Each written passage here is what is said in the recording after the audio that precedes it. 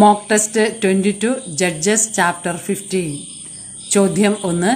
ഏത് കാലത്താണ് സാംസൺ ഒരു ആട്ടിൻകുട്ടിയുമായി ഭാര്യയെ സന്ദർശിക്കാൻ പോയത്? ഗോതമ്പ് വിളവെടുപ്പ് കാലത്ത്, കൃഷി ഇറക്കുന്ന സമയത്ത്, കള പറിക്കുന്ന കാലത്ത്. 2. സാംസൺ എത്ര കുറുനരികളെയാണ് പിടിച്ചത്? 200, 300, 100.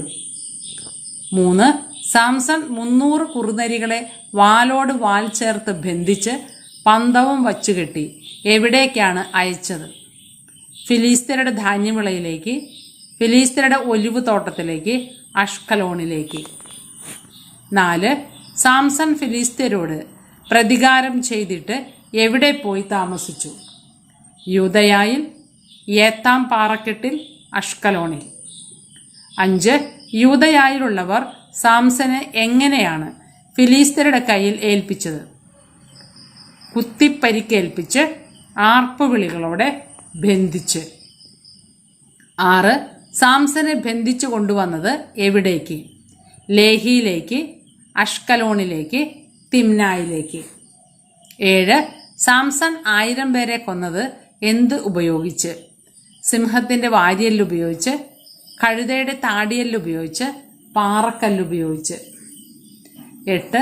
സാംസൺ 1000 പേരെ കൊന്ന കഴുതയുടെ താടിയല്ല് എറിഞ്ഞുകളഞ്ഞ സ്ഥലത്തിന് ലഭിച്ച പേര്? Lohi, റാമാത്ത് Leahy, N ഹക്കോർ. 9. സാംസൺ വെള്ളം കുടിച്ച് ദാഹം തീർത്ത സ്ഥലത്തിന് ലഭിച്ച പേര്? റാമാത്ത് ലേഹി, തിമ്ന, എൻ ഹക്കോർ. 10. ഫിലിസ്ത്യരുടെ കാലത്ത് എത്ര വർഷം സാംസൺ ന്യായാധിപനായി? 20 വർഷം, 10 വർഷം, 15 വർഷം. ഉത്തരങ്ങൾ: 1. ഗോതമ്പ് വിളവെടുപ്പ് കാലത്ത്, 2. 300, 3. ഫിലിസ്ത്യരുടെ ധാന്യവിളയിലേക്ക്, 4. ഏത്താം പാറക്കെട്ടിൽ, 5.